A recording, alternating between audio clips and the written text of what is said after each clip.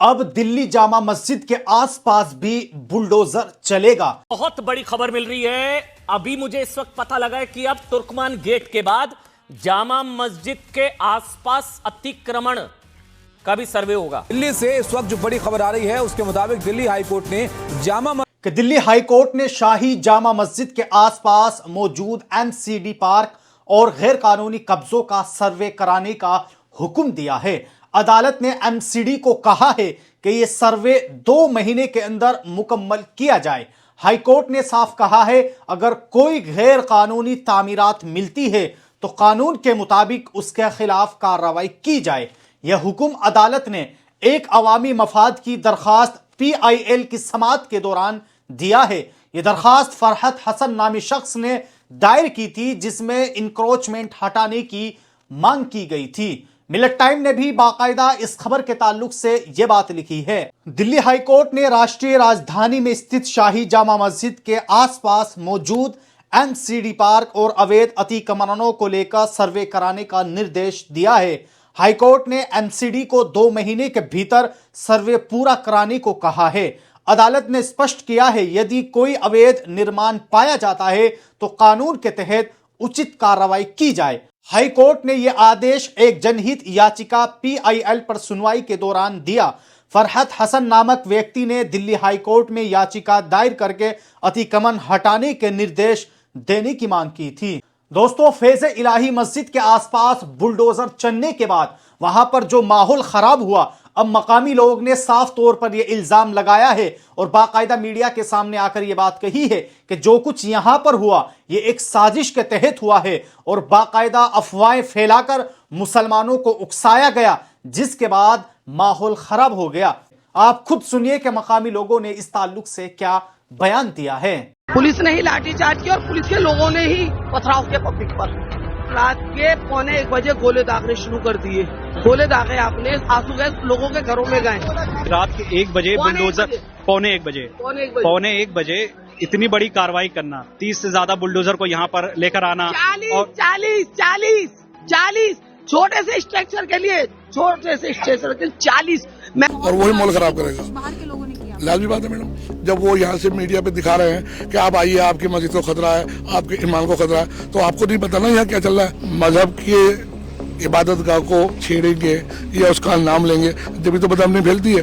बदअमनी फैलाने वालों को क्या चाहिए? अब देखिए ना, इसी जमीन पे इससे पीछे मंदिर भी है हनुमान वाटी का, तो कोई एतराज ही नहीं है। ये तो माहौल खराब किया गया है। वहां के लोगों ने साफ कहा कि उनकी लड़ाई सड़क पर नहीं बल्कि अदालत के जरिए लड़ी जाएगी और इलाके में अमन बरकरार रखने की अपील की गई है। मकामी लोगों का यह भी कहना है कि इबादत गाह का नाम लेकर गुमराहकुन वीडियोस और मैसेज फैलाए गए थे। मस्जिद दरगाह फैज़ इलाही को लेकर कल तुर्कमान गेट इलाके में जिस तरह तशद्दुद हुआ, आंसू गैस चली, पथराव हुआ और जो कुछ भी हुआ, इस वाकये को अब पूरे 24 घंटे से भी ज्यादा होने वाले हैं। इस दौरान पुलिस ने पूछगछ के लिए अब तक 10 से 15 लोगों को भी गिरफ्तार कर लिया है, जबकि 5 लोगों को गिरफ्तार किया जा चुका है। गिरफ्तार होने वालों में काशिफ, कैफ 2 भाई हैं, जबकि 3 अरीब, अदनान और समीर है, जो अलग अलग लोग हैं। कैफ और काशिफ के घर वालों का साफ तौर पर कहना है कि वो अपनी मां और बहन के साथ आ रहे थे। इसी दौरान जब अचानक पथराव शुरू हुआ और आंसू गैस चलाई जा रही थी, तब पुलिस ने दोनों भाइयों को गिरफ्तार कर लिया और उनको अपने साथ ले गए। आपकी मालूमात के लिए बता दूं कि मस्जिद दरगाह फैज़ इलाही के बारे में किसी भी किस्म की अफवाह को पुलिस ने पहले ही नाकाबिल कबूल करार दे दिया था। इसके अलावा एक और अहम बात यह है कि मस्जिद कल भी थी और आज भी है और रहेगी इंशाअल्लाह ताला। मस्जिद को कोई नुकसान नहीं पहुंचाया गया और ना ही किसी किस्म की बुलडोजर कार्रवाई की गई है। अब आइए दोस्तों, अगली खबर के ताल्लुक से बात कर लेते हैं। खबर यह है कि मजलिस इत्तेहादुल मुस्लिमीन के नेता इम्तियाज जलील पर जानलेवा हमला हुआ है। जी हां दोस्तों, इस वक्त सोशल मीडिया पर यह वीडियो खूब वायरल हो रही है और जिसमें साफ तौर पर देखा जा सकता है कि किस तरह मजलिस इत्तेहादुल मुस्लिमीन के नेता जनाब इम्तियाज जलील की गाड़ी पर हमला किया जा रहा है। इस हमले के बाद जनाब असदुद्दीन ओवैसी ने भी बाकायदा एक सभा में बयान दिया और यह बात कही कि वो लोग कान खोलकर सुन ले कि जिन लोगों ने इम्तियाज जलील की गाड़ी पर हमला किया है। आखिरकार जनाब असदुद्दीन ओवैसी ने इस ताल्लुक से क्या कुछ कहा है, आइए जनाब असदुद्दीन ओवैसी की ही जुबानी सुनते हैं।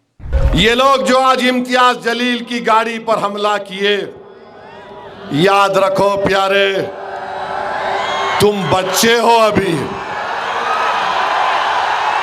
तुम जो हो ना, बरसात के मेंढक हो मेरे सामने। मेरी गाड़ी पर 6 गोलियां चली। मैं कोई चमन में चलकर यहां तक नहीं आया हूं। जेल को जाना पड़ा, पुलिस की लाठियां खाना पड़ा। रोज लोग मुझे धमकी देते हैं, ऐसा मत करो। तुम मारना चाहते, मैं जानता हूं। तुम जालिम हो, तुम मार सकते। हम बचाने वाले हैं, तुम मारने वाले हो। तुम सिर्फ शर पैदा कर सकते हो, तुम सिर्फ इंतशार पैदा कर सकते हो। हम इत्तेहाद पैदा करेंगे। अब आइए दोस्तों, आखिरी और एक जरूरी खबर के ताल्लुक से बात कर लेते हैं। खबर यह है कि आसाम के अंदर 1200 मुसलमानों के घरों को बुलडोजर से जमीन पर गिरा दिया गया है। इनकलाब की इस रिपोर्ट के मुताबिक पूरा मामला यह है कि आसाम के सोनियतपुर जिले में इस हफ्ते के शुरू में बंगाली मुसलमान खानदानों के तकरीबन 1200 घर तोड़ दिए गए। हुकूमत का कहना है कि यह कार्रवाई 5 और 6 जनवरी को मौजूद गैर कानूनी कब्जा हटाने के लिए की गई। जिला इंतजामिया के मुताबिक यह इलाके तकरीबन 650 एकड़ जमीन पर फैले हुए थे। अफसरान का यह बात भी कहना है कि लोगों ने जंगली हयात के महफूज इलाके में घर बना लिए थे और खेती बाड़ी भी कर रहे थे। मकामी लोगों का कहना है कि बेदखली से पहले ज्यादातर खानदानों ने खुद ही अपने घर गिरा दिए और वहां से चले गए थे, लेकिन सख्त सर्दी की वजह से कुछ लोग वहां रह गए थे। उन लोगों ने इंतजामिया से दरखास्त की थी कि उन्हें अपनी फसलें काटने के लिए कुछ वक्त दे दिया जाए। सोनियतपुर के डिस्ट्रिक्ट कमिश्नर आनंद कुमार दास ने यह बात कही है कि सर्दी के मौसम में बेदखली न करने की दरखास्त के बावजूद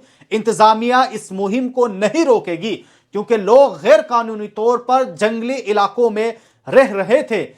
ऐसी कार्रवाई कोई पहली बार नहीं हुई। इससे पहले भी फरवरी में भी इंतजामिया ने वाइल्ड लाइफ सेंचुरी और करीबी देहात में 2000 एकड़ जमीन खाली कराई थी। एक मकामी मीडिया रिपोर्ट्स के मुताबिक वजीर आला हेमंत बिश्वा शर्मा ने कहा है कि हुकूमत ने बेदखली मुहिम के दौरान तकरीबन 1.5 लाख बीघा जमीन वापस हासिल की है। दूसरी तरफ बेघर होने वाले लोगों का कहना है कि उनके खानदान कई सालों से बल्कि कई दिहाइयों से वहां रह रहे थे। उनके आबा वजदाद ने दरिया के किनारे अपनी जमीन खोने के बाद इन इलाकों में आकर बसना शुरू किया था। याद रहे कि पिछले साल जुलाई में ग्वालपाड़ा में बेदखली के दौरान झड़पें हुई थी, जिनमें पुलिस फायरिंग से एक शख्स की मौत भी हो गई थी और कई लोग जख्मी भी हुए थे।